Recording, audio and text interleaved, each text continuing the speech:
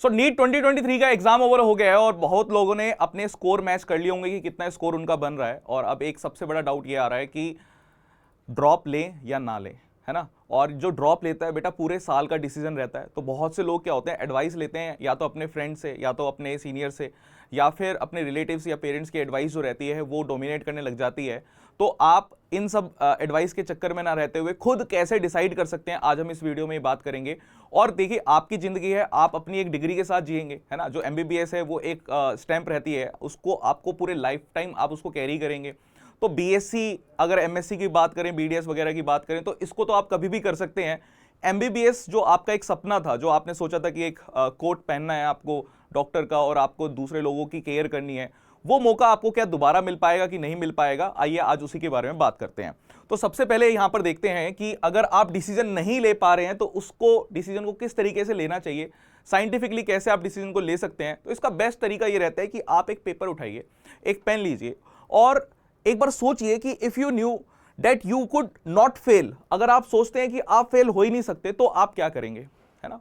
क्या आपका first step होगा, क्या आप ड्रॉप लेंगे फिर? अगर आपको ऐसा लगता है कि यार इस बार तो मैं फेल होऊंगा ही नहीं, है ना। इस बार जो अगर मैं बात करूं नीट 25 की, तो 25 में मैं बहुत अच्छा स्कोर करूंगा, तो अगर आप ये चीज सोचते हैं तो फिर आप क्या करेंगे? ड्रॉप करेंगे, राइट। तो अगर आप ड्रॉप कर रहे हैं तो आप 100% ड्रॉप के लिए जा सकते हैं। अगर आपका आंसर यस है इसका, तो आप 100% ड्रॉप के लिए जा सकते हैं। बट अगर आपको थोड़ा सा भी डाउट लग रहा है कि यार नहीं, मतलब एक साल मेरे जो दोस्त हैं वो मेरे से आगे निकल जाएंगे, तो फिर आप थोड़ा सा और सोचिए। कैसे सोचेंगे उस चीज को देखते हैं। भाई सबसे पहले तो आप ये रखिए कि वाई नॉट, कि इस साल क्यों नहीं हुआ, वाई नॉट इन 2024। तो नीट 2024 में आपका क्यों नहीं हुआ, उसके रीजंस लिखिए। आपको रीजंस लिखने पड़ेंगे, सोचना पड़ेगा, अपने माइंड पे थोड़ा सा जोर डालिए कि क्यों नहीं हुआ। क्या आपके कॉन्सेप्ट्स वीक थे, है ना। ये तो हो सकता है कि भाई आपके कॉन्सेप्ट्स वीक हो, आपको ऐसा लगा हो कि क्वेश्चंस जिस लेवल के आ रहे हैं उस लेवल के क्वेश्चंस की आपने प्रैक्टिस करी नहीं थी। बट ऐसा बहुत ही रेयरली होगा, क्योंकि नीट के पीवाईक्यू से क्वेश्चंस टैग हो रहे थे नीट 2024 के। दैट मीन्स कि आपने प्रैक्टिस नहीं करी बट दूसरे लोगों ने तो प्रैक्टिस करी, राइट। तो हो सकता है कि आपके वीक कॉन्सेप्ट है, कॉन्सेप्ट इंप्रूव किए जा सकते हैं। जैसे सीजन्स होते हैं कि सीजन्स जो फिक्स नहीं रहता कि अभी गर्मी है अभी सर्दी है, इसी तरीके से कोई भी पर्सन जो होता है ना वो एक चीज पे फिक्स नहीं रहता। हो सकता है कि अगर आप इस साल मेहनत करें तो अगले साल आपके कॉन्सेप्ट जो रहे वो बहुत ज़्यादा स्ट्रांग हो जाए, आप बहुत जल्दी सॉल्व कर पाएं, ज़्यादा प्रैक्टिस करेंगे तो अच्छी तरीके से अच्छा स्कोर ले पाएंगे, है ना। तो आप सबसे पहले लिखिए कि वीक कॉन्सेप्ट्स आपके रह गए थे, या फिर अगर हम कहें वीक कॉन्सेप्ट नहीं रहे थे तो फिर कहाँ पर थे। क्या आपको कुछ प्रॉब्लम्स थी, पर्सनल लाइफ में कोई प्रॉब्लम थी, या फिर वैसे हेल्थ कोई प्रॉब्लम थी, है ना। जो भी प्रॉब्लम्स है उसको लिस्ट डाउन करिए। और क्या आपके अंदर, चलिए अब आप ये पूरे के पूरे जितना भी आप लिस्ट डाउन कर सकते हैं उनको लिस्ट डाउन कर लीजिए। और अगर आप करना चाहते हैं, है ना, अगर आप ड्रॉप लेना चाहते हैं तो क्यों ड्रॉप लेना चाहते हैं उसको भी लिखिए। और क्या आपके अंदर एक एक्स फैक्टर है जो आप मानते हैं कि यार ये मेरे अंदर है, दूसरे पर्सन के अंदर नहीं है। क्योंकि 25 लाख बच्चे पेपर दे रहे हैं, उस 25 लाख की भीड़ में आप 125 सीट रहती है एम्स दिल्ली की, है ना। और अगर हम बात करें अराउंड 2000 सीट्स रहती है एमबीबीएस की, एम्स की अगर मैं बात करूं, तो अगर आपको उसमें एडमिशन लेना है, यानी कि आप खुद देख लीजिए कि कितना कंपटीशन है। तो आपके अंदर क्या ऐसा एक्स फैक्टर है जो आप ये मानते हैं कि आप एक साल में उन बच्चों के साथ कंपीट कर पाएंगे, उसको भी एक बार लिखिए। और अगर आपके दिल से अंदर से आवाज आ रही है कि यस आपको एक मौका मिलना चाहिए, चाहे कोई कुछ भी कहे, बट आप एक टाइम तो ट्राई कर ही सकते हैं, तो उस चीज को बिल्कुल करिए, है ना। तो उसके लिए फिर रहेगा कि यस, अब मैं आपको कुछ स्ट्रेटेजी बताता हूं जिसको आप 100% यूज करके डिसीजन ले सकते हैं कि क्या चीज रहेगी और कैसे आप उस डिसीजन पे मेंटेन रह सकते हैं। देखिए स्ट्रेटेजी बहुत ही सिंपल सी है। जब भी आप क्वेश्चंस को सॉल्व करते हैं तो आप इस आरयूसी स्ट्रेटेजी को क्या करिए, यूज करिए। अब ये आरयूसी स्ट्रेटेजी क्या होती है, आप कोई भी क्वेश्चन को अगर देखते हैं, सॉल्व करते हैं, प्रीवियस ईयर क्वेश्चन अगर देखते हैं, तो हर चीज का क्या होता है, एक पैटर्न होता है। कॉन्सेप्ट्स तो बहुत ही क्या है, कम है, बट उनके जो क्वेश्चंस है वो बहुत ज्यादा है, अनलिमिटेड क्वेश्चंस है। अगर आप मुझे बोलेंगे तो अभी मैं एक कॉन्सेप्ट के ऊपर बहुत सारे क्वेश्चंस बना सकता हूं, है ना। बट अगर आप एक चीज नोट करेंगे कि जो पैटर्न्स होता है ना वो रिपीटेड पैटर्न रहता है। नीट के एग्जाम में आपको बहुत सब बारी ऐसा मिलेगा कि आपके पीवाईक्यू से क्वेश्चंस टैग रहते हैं। तो आप एक काम करिए, पैटर्न को समझिए, ध्यान दीजिए पैटर्न को, उसको रिकॉग्नाइज करिए। यही काम आपको डॉक्टर बनने के बाद भी करना है। जब कोई पेशेंट आपके सामने बोलेगा, कोई सिम्टम्स आपको बताएगा, आपको रिकॉग्नाइज करना पड़ेगा कि यार ये किस बीमारी की वजह से हो रहा है। तो ये काम आप अभी सीखेंगे। जब आप तैयारी कर रहे हैं अभी से आपको डॉक्टर वाली फील लेनी है, रिकॉग्नाइज करना है पैटर्न्स की कौन कौन से क्वेश्चंस आते हैं। अगर एक टॉपिक मैंने बोला कि न्यूटन्स लॉज ऑफ मोशन अगर है, फिजिक्स की अगर मैं बात करूं तो न्यूटन्स लॉज ऑफ मोशन पे किस तरह के क्वेश्चन आ सकते हैं, कि पुली का क्वेश्चन कैसे आता है, फिर अगर एक ब्लॉक्स ऐसे रख दिए हैं, ब्लॉक्स को अगर कोई फोर्स लगेगी फिर पूछेगा एक्सेलरेशन कितनी है ना। तो ये सारे क्वेश्चंस आपको रिकॉग्नाइज करने हैं कि ऐसे क्वेश्चंस आते हैं।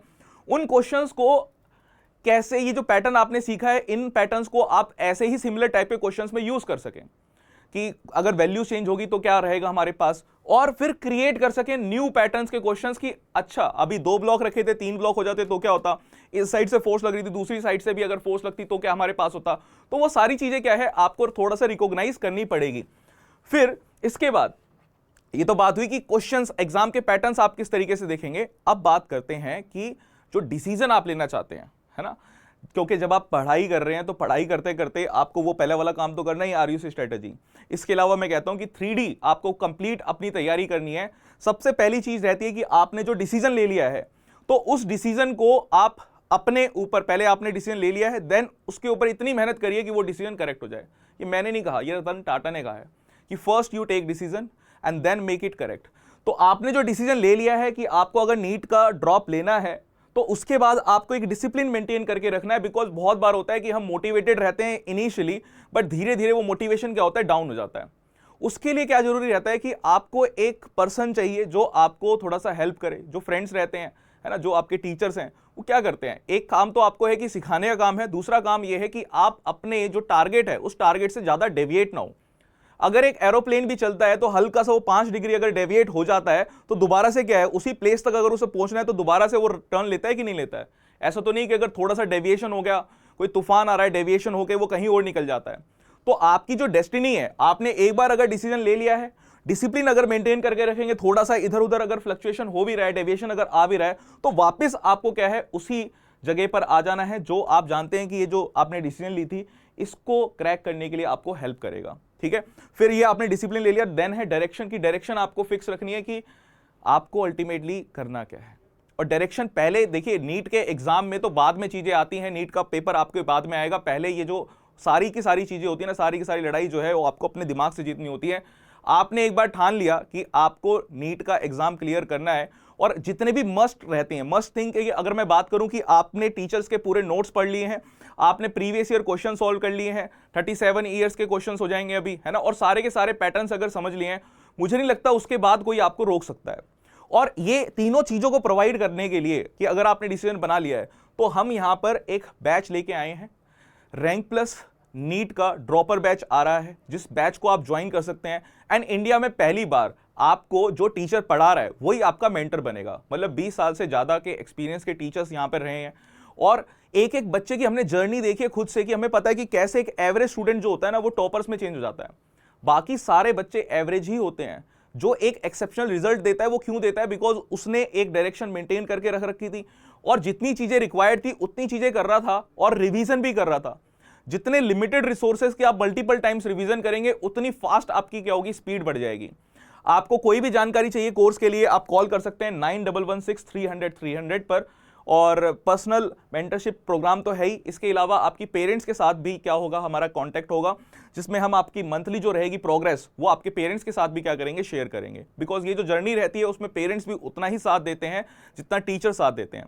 तो ये एक ट्राइपॉड है कि पेरेंट्स, आप खुद और टीचर्स, अगर ये एक पूरा सही डायरेक्शन से अगर चलेगा तो आपका सिलेक्शन बिल्कुल 100% श्योर होगा। और आपको अपने आप को एक मौका दे रहे हैं, तो ये आप अपनी जिंदगी को भी एक मौका दे रहे हैं। ठीक है, तो ये एक MBBS को जो टैग होता है ये लाइफ टाइम रहता है। बस मुझे यही बताना था। अब आप मुझे बता दीजिए कि आपकी डिसीजन क्या है, नीचे कमेंट में मुझे जरूर बता देना।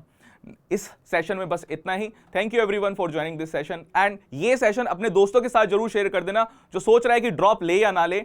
ड्रॉप लेना है नहीं लेना है, ये कंप्लीटली आपका डिसीजन होना चाहिए, क्योंकि अगर कोई दूसरा कहेगा तो हो सकता है कि आप इस साल मेहनत ना करें, बट अगर ये डिसीजन आपका हुआ तो सारी जिम्मेदारी आपकी है और आपको ही इसको सही साबित करना होगा। तो लिख के डिसीजन लें कि आपके अंदर एक्स फैक्टर क्या है, कि जो आप मानते हैं कि इस बारी आप नीट का एग्जाम क्लियर कर देंगे। वो हमें कमेंट में भी एक बार बता देना, ताकि दूसरे बच्चे भी उसे देख के मोटिवेट हो जाएं। Thank you, bye bye.